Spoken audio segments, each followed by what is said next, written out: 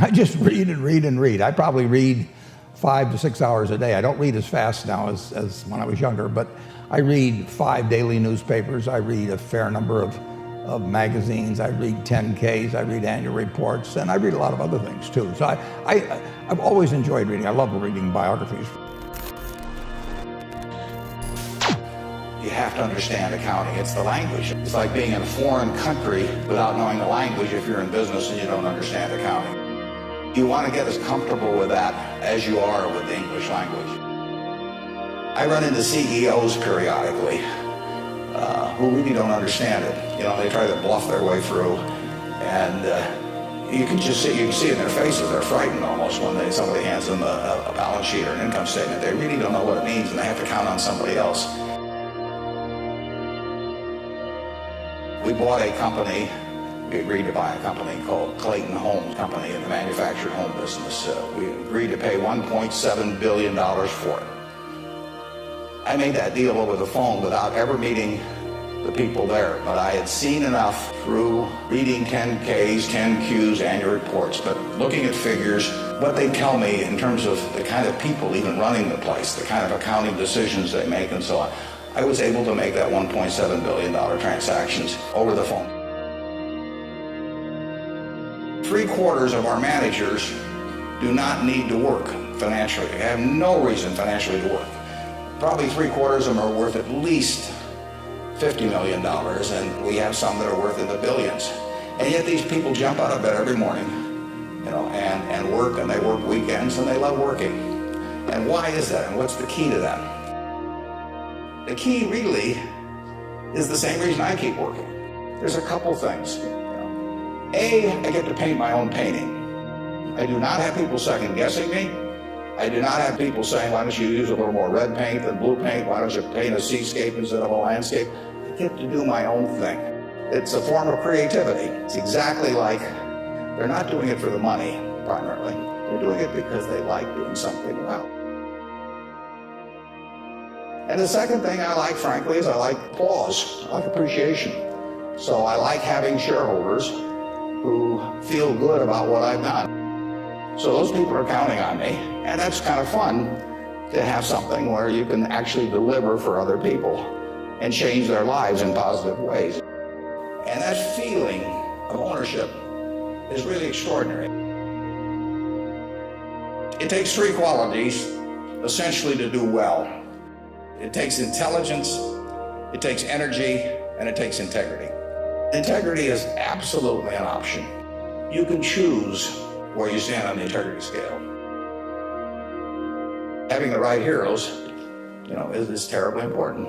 You know, you tell me who a 10-year-old's heroes are, and I can give you a pretty good prediction about how they're going to turn out. You want to choose your heroes very carefully, because you're going to look like them at some point. When you're a parent, you are the natural hero of your child.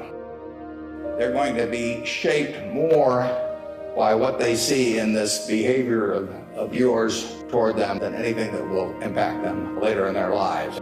The behavior model that you take on is incredibly important. I bought my first stock in the spring of 1942. I was 11. We were losing the war at that time. The world was kind of falling apart. And I said, we're going to come out fine on the other side. And I said, buy stocks. And that day that I bought, March 11th, the Dow Jones cracked 100 on the downside. There was a 2% decline, which would be 500 points today. And the night before, on March 10th, I said to my dad, I want to go all in. I had $125, and I put every bit of it in 3 shares of City Service Preferred. I spent $114.75. If I put that 114 into the S&P 500 at that time and reinvested the dividends, think of a figure as to what it would be worth today. The answer is about $400,000. If you're interested in financial matters, you got to have something to work with. I mean, I was fortunate in that respect because my dad paid for my education. So I was able to save $10,000 by the time I was 21. And, you know, that was a huge, huge head start. It's much easier to save it in those teenage years, if you're lucky enough to be in a family where your parents are taking care of your financial obligations, every dollar then is, worth making $10 or $20 later on. Getting a stake early is very useful, and getting knowledge early is very useful. The economic characteristics of a business is different than predicting the fact that an industry is going to do wonderfully. Defining your circle of competence is the most important aspect of investing. It's not how large your circle is. You don't have to be an expert on everything. But knowing where the perimeter of that circle of what you know and what you don't know is, and staying inside of it, is all important. So if I understand a few things and I stick in that arena, I'll do okay. And if I don't understand something, but I get all excited about it because my neighbors are talking about it, stocks are going up and everything, I start fooling around someplace else, eventually I'll get creamed, and I should.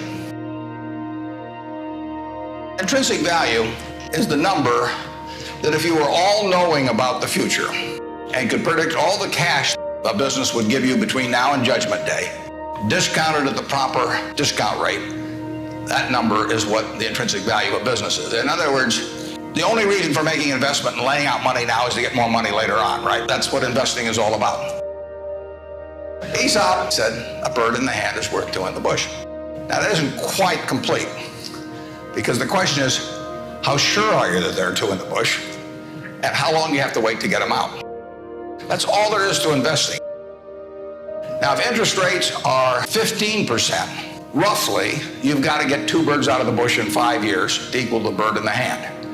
But if interest rates are 3% and you can get two birds out in 20 years, it still makes sense to give up the bird in the hand, because it all gets back to discounting against an interest rate. GDP per capita in the 20th century in the United States went up 610%. It went up every single decade, including the decade of the 30s. So here you had 100 years when the U.S. citizenry was improving their lot decade by decade by decade. The worst decade was the First World War. Best decade was World War II, the 40s. Interestingly enough, there were 6 big periods in there for the stock market in both directions.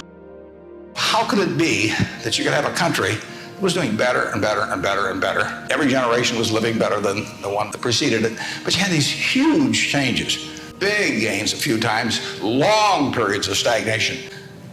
The answer is that investors behave in very human ways, which is they get very excited during bull markets and they look in the rearview mirror and they say, I made money last year, I'm going to make more money this year, so this time I'll borrow. And when they look in the rearview mirror and they see a lot of money having been made in the last few years, they plow in and they just push and push and push on prices. And when they look in the rearview mirror and they see no money having been made, they just say this is a lousy place to be. So they don't care what's going on in the underlying business. And it's astounding, but that makes for a huge opportunity. Anything can happen in markets. That's why I say don't ever borrow money against securities. Markets don't have to open tomorrow. You can have extraordinary events. I look to the business to determine whether I made a good investment. And I'm concerned about, whether we have new competition, how we do over the years. But it's the business I look at. When you're just looking at the price of something, you're not investing. I mean, if you buy something, Bitcoin, for example, or some cryptocurrency, you're not looking to the asset itself to produce anything. If you buy an apartment house, you're looking at how the apartment house does. If you buy a farm, you're looking at how the farm does. If you buy a whole business, you're looking at how the business does. Some people should not own stocks at all because they just get too upset with price fluctuations. If you're going to do dumb things because your stock goes down, you shouldn't own a stock at all. No, I mean, what are dumb things? Selling a stock? Yeah, selling a stock because it goes down. I mean, if you buy your house at $20,000 and somebody comes along next day and says, I'll pay you 15, you don't sell it because the quote's 15. You look at the house or whatever it may be. Choice between buying and holding a 30-year bond for 30 years or holding a basket of stocks, there's just no question you're going to do better holding stocks. It's considerably more attractive than fixed income securities. And the longer you hold stocks, the less risky they become. Whereas the longer the maturity of a bond, the more risky it becomes. The money makes very little difference after a a moderate level. We eat the same foods. I mean, that I can guarantee you. And there's no important difference in our dress. There's no important difference at all in the car we drive. There's no difference in the television set that we sit there and, watch the Super Bowl on or anything. They've got air conditioning in summer, and I got air conditioning. They got heat in winter. And almost everything in daily life, we equate on it. Important thing, even in your work, is to an extreme extent, it seems to me, is who you do it with. If you're going to spend 8 hours a day working, the most important thing isn't how much money you make. It's how you feel during those 8 hours in terms of the people you're interacting with and how interesting what you're doing is and all of that. If you get to be 65 or 70 and later, and the people that you want to have love you actually do love you, you're a success. If you invest in yourself, nobody can take it away from you. If I gave you a car and it'd be the only car you get the rest of your life, you take care of it like you can't believe it. Any scratch, you'd fix that moment. You'd read the owner's manual. You'd keep a garage, do all these things. And you get exactly one mind and one body in this world. You can't start taking care of it when you're 50. By that time, you'll have rusted out if you haven't done it. Just remember that you've just got one mind and body to get through life with and to do the most with it. Try to find your passion. May not find it the first time, but don't sleepwalk through life. Find something that you really enjoy doing if you can do it. And not everybody's lucky enough to be able to find that, but it ought to be your goal. To make $10 a week more doing something that you don't feel good about compared to something you'd feel good about, make the change. I've told students, if when they got out of school, they got a punch card with 20 punches on it, and that's all the investment decisions they got to make in their entire life, they would get very rich because they would think very hard about each one. And you don't need 20 right decisions to get very rich. 4 or 5 will probably do it over time. I am doing what I love to do with people I love, and it doesn't get any better than that. Find what you love to do. I tell the students, look for the job that you would take if you didn't need a job. The second thing is to have people around you that make you feel good every day and make you a better person than you otherwise would be.